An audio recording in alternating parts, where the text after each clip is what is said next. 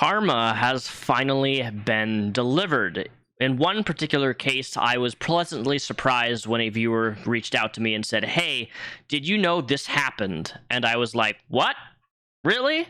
I haven't spoken about this person in over 10 years. In fact, I haven't made a video about this person in over 10 years. I literally forgot about the case that I covered on this channel a decade ago." Back in the early days of YouTube, I made a video titled Amanda Todd.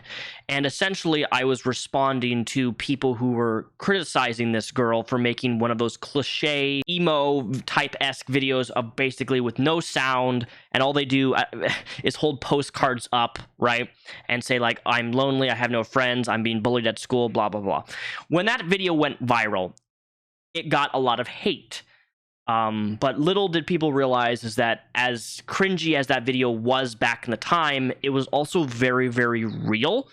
And what this girl endured did happen. Crimes against her occurred. She made a video that the internet really essentially mocked her for. And then several weeks later, she popped herself. Folks really didn't understand the severity of the actual case that was ongoing and just chose to mock this person rather than actually say, "Hey, this is somebody who's currently being extorted, blackmailed." It was a very tragic situation. Again, I covered this 10 years ago on my channel, and just recently, justice for her finally happened.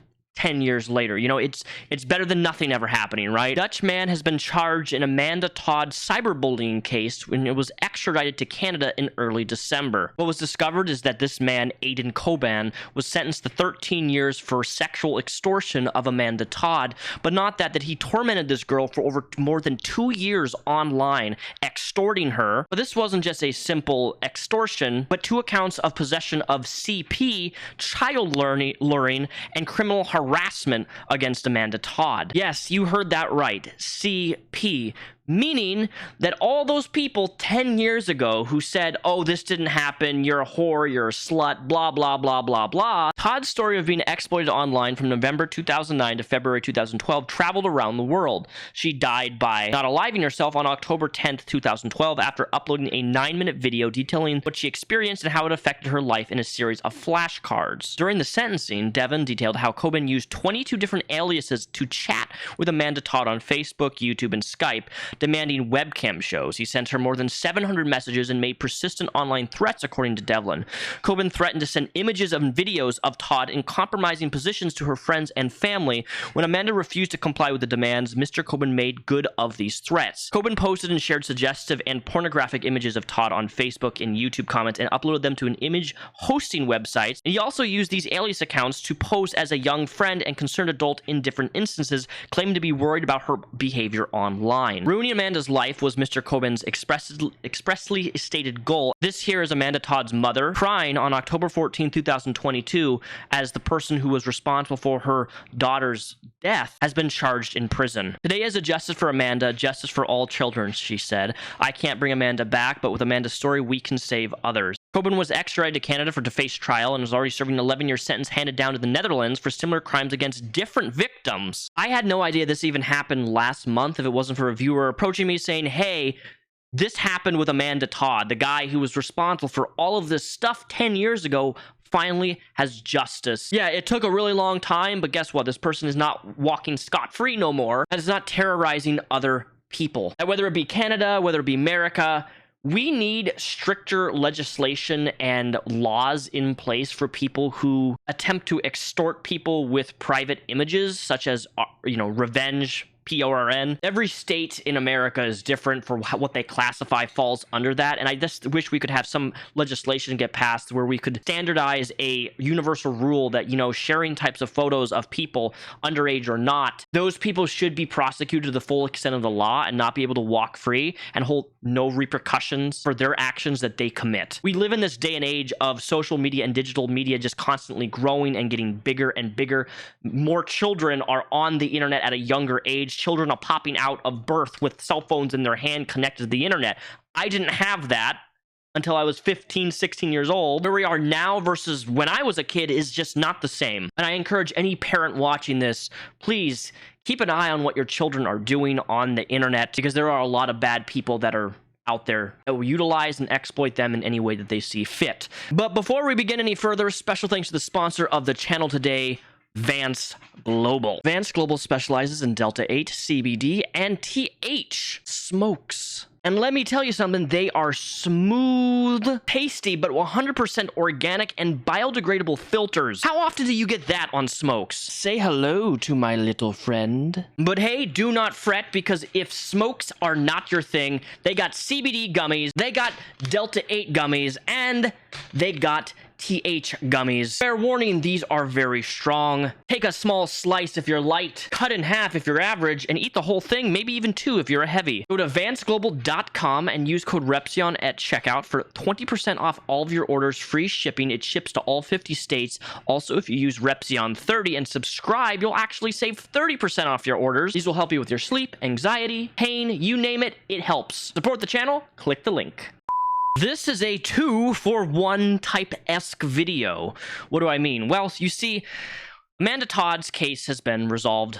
Justice has been served. And justice has also been served on another person I covered last year on this channel by the name of Nathan Larson. I made a video titled The Nathan Larson Files, where I did a deep dive into this person who was on camera, interviewed by the news, who was a white supremacist neo-Nazi, who believed in abolishing incest, arguing that children can consent of sex no matter what age they are. He actually finally got caught, which is amazing. But where the justice and the karma finally just solidifies is that he's dead. All I know about the situation is that he died in custody. He was age 41, and that he was charged for abducting a child in California. When he was in custody, he refused to eat food, was losing an exceptional amount of weight, and was diagnosed with COVID-19. But quite frankly, I don't really give a shit if he died in custody by a cop or COVID wiped him out. Quite frankly, I don't give a shit. Nathan Larson was a pedophile, but also a white supremacist. So what just blows my mind is how long it took for this to actually, something to happen, for him to abduct a child last year from California, when myself and hundreds and thousands of other people were telling law enforcement, hey, this guy's going to eventually try to do something, okay? This guy's has a website form that's specifically dedicated to people talking about having intercourse with children, among many other disgusting, vile shit. Nathan Larson also proceeded to make a fake account with my name on his website, saying that I was happy to be S8 in the church. A lot of fucked up shit. So there's no sympathy, there's no empathy. If there is a God and he did do some COVID mass miracle, I thank you for that. I thank you for taking out Nathan Larson. That is one less piece of evolutionary shit that needs to be walking around posing a threat and danger to children. In some not so serious news, Kanye West has been trending everywhere on the social medias. Those of you who don't know, he has been kind of going off the deep end recently with some crazy remarks that many deem to be anti-Semitic, and that would be pretty accurate description. I feel like there's this new trend of celebrities going kind of ape shit. Ezra Miller, Kanye West. But with a lot of these statements by Kanye, this recently was said by him. The thing about it, me and Adidas, it's like, I could literally say anti-Semitic shit and they can't drop me. I could say anti-Semitic things and Adidas can't drop me. Now what? Now what? Breaking news this morning. Adidas confirming it is ending its lucrative partnership with Kanye West.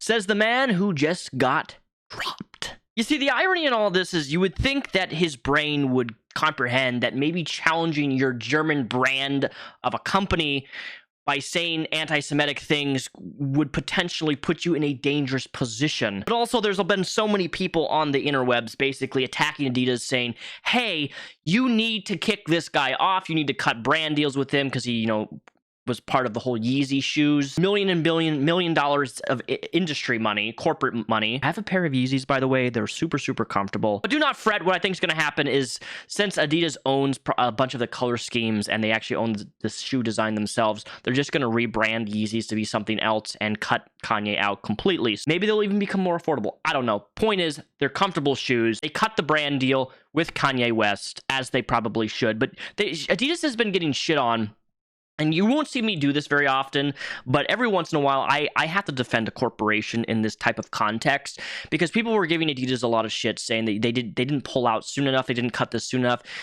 A lot of people don't understand that when you're working with millions upon millions of dollars, you can't just sever ties instantly day one. A decision like that, business-wise, is a massive legality and financial decision. Adidas knew they needed to cut contact the moment Kanye West started with his weird conspiracy theories that everybody's against him. But Adidas has to have an entire legal team come together and write hundreds of pages of legal documents for this. Essentially, you have all these people running around, right, writing up these fine little detailed contracts that allows them to get out of this deal with someone safely, and so they're not legally responsible or get punished with terminating a contract with an individual prematurely. You have to understand that Adidas is not a singular individual sitting on a chair making all the decisions. You have to have lawyers, and you have to have lawyers preview and look over all the stuff that you're doing to make sure that you're legally safe, so Kanye doesn't try to fight back and try to extrapolate money and it turns out a whole gigantic legal battle. You have to be able to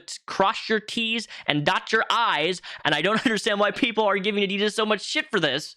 Because guess what? They did it. It just takes time. They can't do it instantly. At this point, I think that Kanye West either A, has bipolar, he is terminally mentally ill and not seeking help or counsel, or he's surrounded by all yes men. And Kanye West just seems to be on the wrong side of everything, no matter what approach he has. And I've said this in countless videos before. If you have a mental illness, no matter what it is, you're not responsible for that mental illness, right? But you, the viewer, are responsible for getting help for that mental illness. And if you keep ignoring that mental illness, the responsibility, if you do something radical or bad, falls on you. Because you refused to get help, or you ignore it, or you think there's nothing wrong with you. Mental health is your responsibility. Anyways, that's all we have for today's video. Please let me know in the comments below if you enjoyed this video. Give it a like. Make sure that you hit that bell so that you're subscribed. I've realized a large portion of my audience that watch my videos aren't actually subscribed to my channel, but they come to my channel, so that's a little bit strange to me. But also, if you are a viewer of mine, go down in my description box, join my Discord, and I am doing topic requests. I'm going to try to start maybe, if you like this video, let me know, because I may start doing videos where I combine multiple news stories into one and just talk about things. But I also have a request section in my Discord where you can request subjects for me to talk about or people you would like me to look into. Because for the most part, most of my videos, I just kind of film and look into people just on my own. But if you have somebody you would like me to look into, research, talk about, you can do so now on my Discord. So let me know. All my links are linked down below. I'll see you guys next week for another video. I got 2 videos coming up on Twitch. For those of you who don't know, I recently stopped last year streaming on Twitch. I used to stream quite regularly on there. I now stream on YouTube on my second channel, Repzion Games. Twitch has been blowing off all of their toes, and it's time that we finally talk about it.